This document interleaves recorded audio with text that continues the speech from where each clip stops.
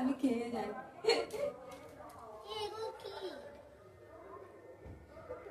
এগুলো ধান চাপড়া। এগুলো কি হয়? বিয়ে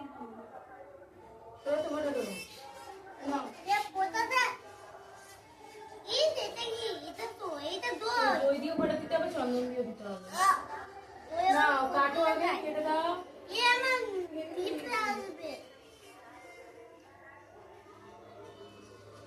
দাও